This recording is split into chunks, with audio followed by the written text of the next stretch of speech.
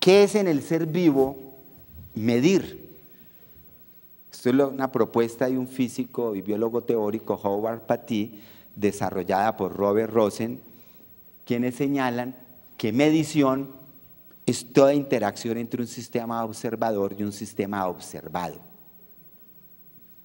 que tiene dos momentos, uno de reconocimiento y el otro de ajuste estructural.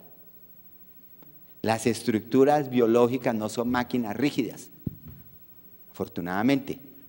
Ante parámetros variables del entorno pueden ajustarse. Aumenta la temperatura, se suda. Es el ejemplo más sencillo. No comemos nada por la mañana, no nos desmayamos. Se degradan los almidones de reserva, entonces se mantiene el nivel de azúcar. O sea, hay una serie de situaciones externas que nos pueden afectar y en realidad no nos afectan porque el organismo va variando sus parámetros, hay flexibilidad. Entonces, se ajusta el organismo a esos cambios, modifica su estructura dentro de lo que se puede ajustar. Y entonces la información se transfiere en el proceso de medición. La medición va a generar correlaciones entre los estados del sistema y su medio ambiente. Se van acomodando a ese medio, se hace correlación ahora el medio con el sistema, y entre el propio sistema, el sistema macroscópico con sus componentes microscópicos. Componentes microscópicos los podemos llamar en biología genotipo, el macroscópico fenotipo o apariencia del ser vivo y el medio ambiente. Entonces tenemos que se generan correlaciones a lo largo de la evolución entre el fenotipo y el genotipo, o sea, entre los genes y la apariencia externa del organismo. Y entre la apariencia externa del organismo y el medio ambiente. Por eso es que se hay autorreferencia. Porque por la interacción biológica a lo largo de la evolución y selección natural se han ido generando esas correlaciones, o sea, aumentos de información. Entonces los sistemas, Maxwell decía que la ramificación puede ser una indeterminación. Hoy en día se dice, es una indeterminación entre posibles reales. Un organismo no puede variar de cualquier manera para sobrevivir. Una estrategia de supervivencia tiene que ser dentro de lo que él en su estructura puede manejar como posible. Cambiar de alimento, emigrar, acelerar la carrera con respecto a un depredador, pero no va a hacer cambios radicales de la estructura, sino los acomodamientos estructurales que puede hacer. Con todo esto, los biólogos del desarrollo, en la misma época en que se comienza a hablar del ADN como molécula informativa, plantean esto como modelo de información. Lástima que el ADN haya ocultado este proceso. En última son complementarios, pero son maneras distintas de hablar de la información. Porque es que la información en el ADN se volvió algo mágico.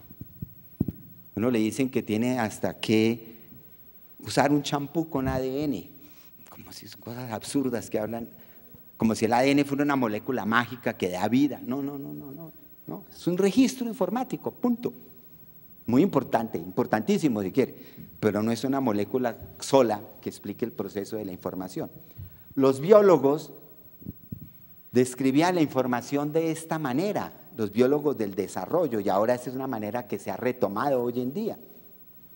Dice, la bolita arriba representa una célula indiferenciada.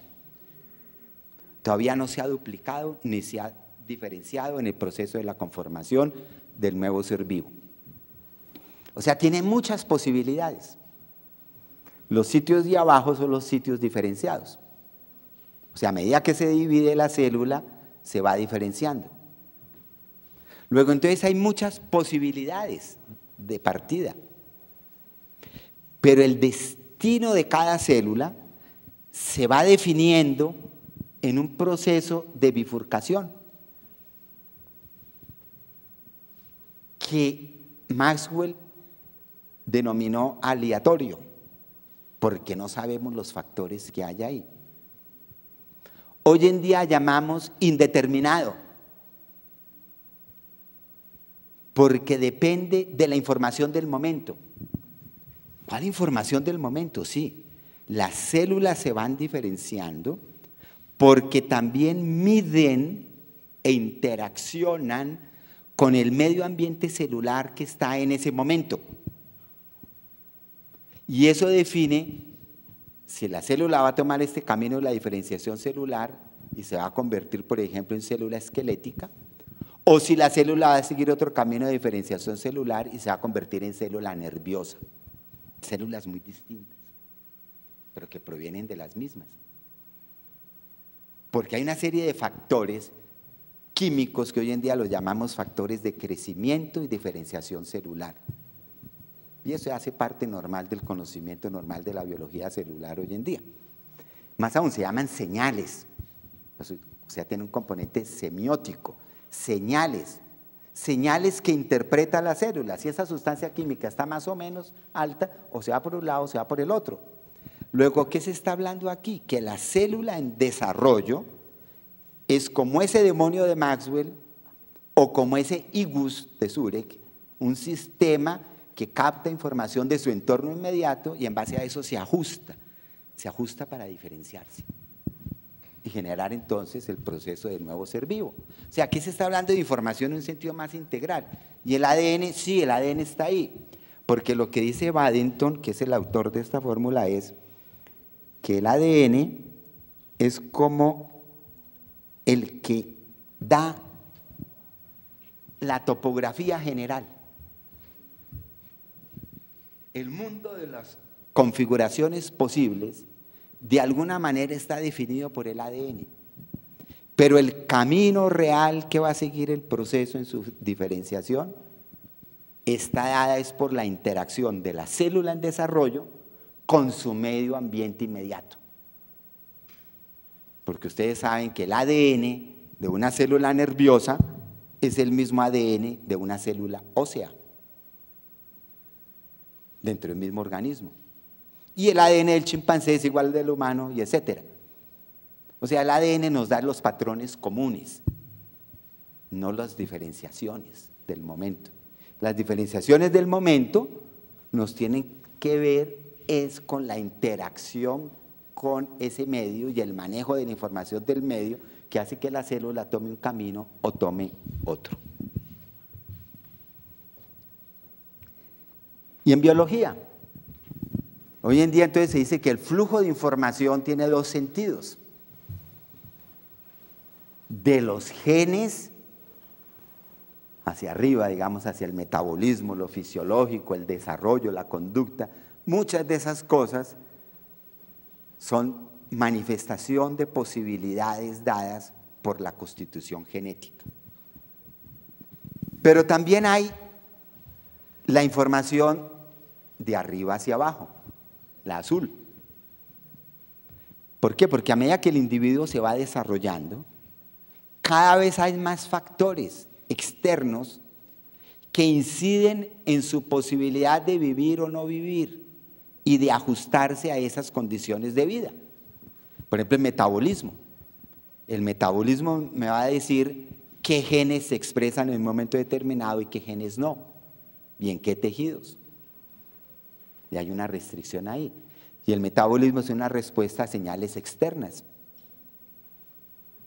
La fisiología, los parámetros fisiológicos, la sudoración del cuerpo, me incide sobre tasas metabólicas y las tasas metabólicas sobre expresión o represión de genes. La diferenciación celular me va a incidir sobre lo fisiológico, sobre lo metabólico y sobre la expresión genética del momento. Incluso la conducta, el comportamiento, tiene consecuencias sobre la división celular, lo fisiológico, lo metabólico y la expresión genética. Entonces son flujos de información distintos.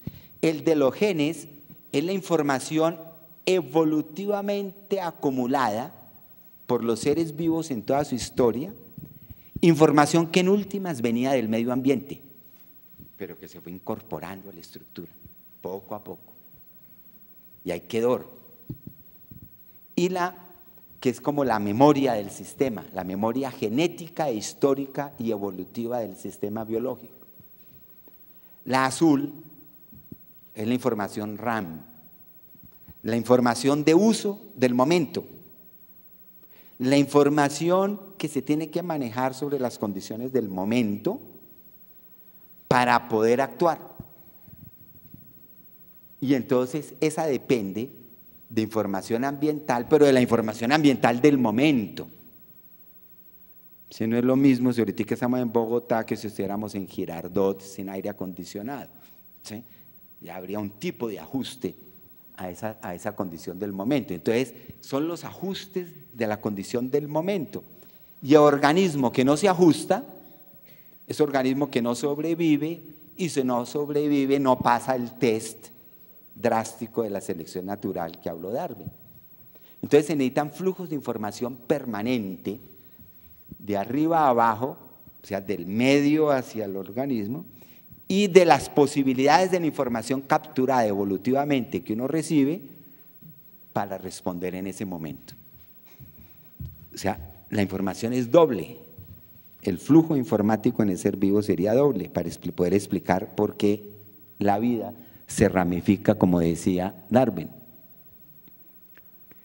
sea, la información se vuelve semiosis, mundos de significación. Porque si la información no sirve para capturar la energía, ni siquiera está. ¿Y cómo se capta la información? Por señales. ¿Usted cree que es que una bacteria está midiendo bits de información y haciendo cómputos matemáticos? No, nunca. Eso lo hacemos nosotros. Pero la bacteria se está interpretando señales todo el tiempo sobre dónde están sus posibles fuentes de alimento. Entonces, ese uso de la información es la base de la información misma, es el aspecto pragmático de utilización de señales, unas sí y otras no, porque en el curso de la vida, de la interacción del organismo con el medio, han adquirido una significación. O sea, hay un aspecto semántico en la información, de significación, señales que tienen significación. Y hay un aspecto digital, que es lo que uno puede computar cuando mira, por ejemplo, estructuras definidas como el ADN. Es decir, este organismo que ya evolucionando de tal manera, tal cosa, en tal medio ambiente, tiene estos genes con este ordenamiento. Bueno, esa es la información digital. Pero resulta que generalmente los mismos códigos digitales están compartidos por muchos organismos. Son prácticamente iguales. Luego, entonces, no basta el código digital, sino los mundos de significación que genera el organismo y el uso de la información del cual ellos hacen. Mire el IGUS. El profesor Dietrich en el año pasado sacó un artículo donde representa al IGUS de esta manera. Hay unos inputs, señales que entran al sistema vivo, y unos outputs, salidas. Las salidas son acciones, comportamientos, conductas. Y lo que ha hecho es poner en relación cosas que antes no estaban en relación y ir tejiendo esa red de relaciones. Entonces, cuando se habla de que el universo es complejo, que la naturaleza es compleja y que la empleamos con una lógica de redes y que la lógica de redes es la lógica de los sistemas complejos, a lo que está llamando la atención aquí el profesor Dietrich es a un aspecto, y es que quien teje la red son los IGUS, son los que van tejiendo la red, encontrando conexiones que otro organismo no había encontrado, porque para él era significante y contribuyó a su supervivencia, o sea, a su uso de la información para poder extraer energía. O sea, que ahí el referencial es el ser vivo mismo, aunque todo el lenguaje que se utiliza es de la física. Entonces veamos. ¿Cómo estamos de tiempo? ¿Tan aburridos? ¿Sí?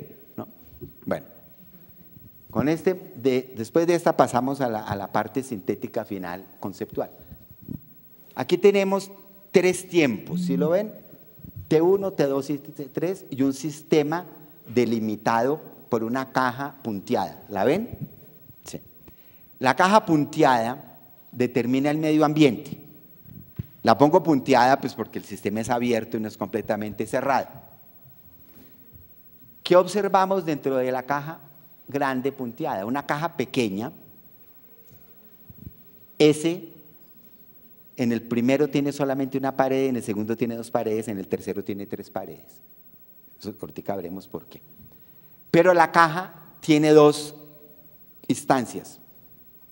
Una que la llamo macro, la visible, su fenotipo, y una microscópica, sus componentes moleculares, digámoslo así.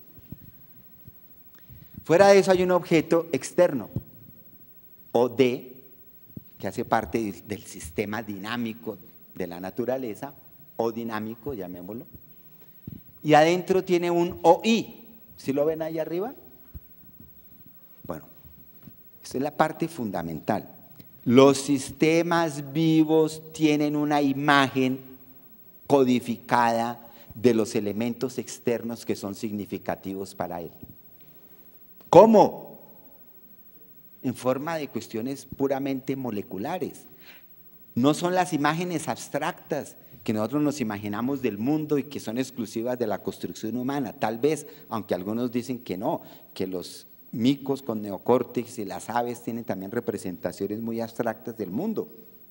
Bueno, puede ser, pero son representaciones químicas del mundo, puede ser. Olores que significan atracción sexual, olores que significan peligro, y que en la memoria del organismo los graba como una imagen de dónde puedo estar ubicado en este momento. Y el I, el output, es la acción sobre E, sobre un elemento que también hace parte del entorno. El sistema que tiene una adecuada respuesta al entorno o a los objetos del entorno, sobrevive SN, selección natural. El sistema que actúa de una manera incongruente con los elementos del entorno, es un sistema que no sobrevive. Hagan de cuenta que ustedes dicen de hoy en adelante no obedezco señales de tráfico. Bueno, de pronto su supervivencia ya se limita mucho. Es eso. Si mi acción no está congruente con los elementos del entorno, no sobrevivo. Con el paso del tiempo, procesamiento de información, esto es una gráfica para explicar el procesamiento de la información, las acciones se van volviendo más congruentes con los objetos, por eso hay esa retroalimentación en la flecha 3, pero también la plasticidad de la estructura fenotípica va correspondiendo más a los componentes, las bolitas microscópicas, que es, las de la izquierda, que son los componentes micro. Va correspondiendo cada vez más, hasta que se llega a un punto de un sistema en que ya no es tan plástico, por eso tiene la caja ya tiene 3 paredes, es más restringido, es más estable físicamente, pero sus acciones son más efectivas para el medio, y las conformaciones macroscópicas que adopta, la ondita que está ahí, o sea, hay una que se ha hecho más probable, y la manera de codificar eso ya es una manera bastante estable, que es lo que se espera en los organismos que han evolucionado durante mucho tiempo, que su conformación genética ya le da mucha estabilidad al organismo. Entonces vemos todos estos factores para hablar de la correlación en la transferencia de información del medio al sistema y de sistema al medio, es autorreferente, en que lo que se genera es una mayor correlación del sistema S con el medio, entre los objetos externos y las acciones externas, y entre las mismas configuraciones del organismo, entre su apariencia macroscópica fenotípica y su constitución genética. Complicado, ¿no? Eso es lo que se llama el círculo funcional. Hay un input, fue escrito en 1926, imagínense, pero tiene que ver justamente con eso. Hay unos órganos receptores y hay una acción sobre el mundo. Si hay adecuación, eso funciona. O sea, los seres vivos, su procesamiento de información es permanente también y le permite su encaje en el mundo a través de esta figura del círculo funcional explicada en términos termodinámicos informáticos de hoy en día es la anterior. Esto es la explicación de hoy de esto, de por qué se da esa correspondencia. Bueno, y esa correspondencia cada vez es más compleja, porque ya no basta con que le entren señales input en el órgano receptor, ni que en el órgano de acción efector salga el output, sino que eso esté coordinado por un sistema interno que va coordinando entradas y salidas, que lo llamamos sistema nervioso central. Hay autores hoy en día que utilizan el modelo de Ligus para representar lo que puede ser la neurona, por ejemplo, un sistema nervioso. El sistema que controla inputs con outputs, que interpreta los inputs para definir las acciones posibles o outputs. Bueno, esos son los círculos funcionales. La biología evolutiva hoy en día nos habla de esas autorreferencias permanentes. Mire, por ejemplo, lo que se dice hoy en día por los genetistas de poblaciones, dice, tenemos el tiempo, aquí el tiempo va hacia abajo, bueno, tenemos una herencia ecológica, un medio ambiente moldeado por los organismos que queda disponible para la siguiente generación, herencia ecológica, pero también un medio ambiente que selecciona lo que está en los cuadrados grandes de la derecha. Selecciona organismos, seres vivos. Al seleccionar seres vivos se están seleccionando dos aspectos de los seres vivos: sus genes, su constitución genética, lo que llama aquí gene pool, pero también su cultura. Hay muchas cosas recientes que se hablan de cultura en el mundo animal, cultura, ¿sí? O sea, una serie de códigos y de relaciones entre los organismos que les permite sobrevivir. La cultura es la serie de códigos compartidos por organismos de una especie que define la manera como ellos se comportan con su medio, o sea, con los otros organismos, y la manera como se deben comportar entre ellos, por una serie de señales químicas, físicas, gestos, sonidos, una heterogeneidad de señales que son significativas, o sea que para ellos tienen información. Eso también se hereda. Y entonces al seleccionarse la cultura, mundo de relaciones del organismo con su medio y sus genes, esos organismos en su cultura generan niche construction, generan las condiciones específicas de su vivir. Arañas que viven en el agua, que genéticamente son las mismas que viven en tierra, pero que se rodean de una burbuja para poder reproducirse ahí y para poder cazar ahí, mientras que otras en tierra utilizan la estrategia de generar redes. Y genéticamente son las mismas, porque los genes dan posibilidades. Las realizaciones específicas dependen de la interacción con el medio. Entonces se construye el nicho. Entonces el medio ambiente que selecciona a los organismos también es construido por ellos. El ejemplo clásico de construcción de nicho que se sacó inicialmente, bueno, ya mencioné uno era las hormigas, perdón, las arañas que crean su mismo medio ambiente con su red. El otro, el primero y el clásico, eran los castores, esos mamíferos que viven en ríos torrentosos en Norteamérica, pero viven de pescados y no pueden vivir en el río. Entonces, ¿cómo hacen? Generan sus propias presas, sus propias construcciones hidráulicas, con palitos, con árboles, etcétera, con ramas. Y ahí generan sus construcciones, sus casas, sus ciudades, llamémoslo así, y ahí se reproducen y viven. Y los que dejan descendencia ahí son los que sobreviven en ese medio ambiente. ¿Pero por qué logran sobrevivir ahí? Porque ellos construyen su nicho, su casa, su hogar, ¿sí? Ese es un concepto que se ha generalizado en la biología. Nos muestra esa autorreferencia permanente en la información. Aquí otra vez Cornelius Esker con su cuadro. El observador que observa hace parte del cuadro que está observando. Es decir, él está ahí observando, pero hace parte de ese mismo cuadro general que él está observando. ¿Sí? Por ejemplo, este cuadro de Esker. Los objetos reflejan la imagen de quien los contempla.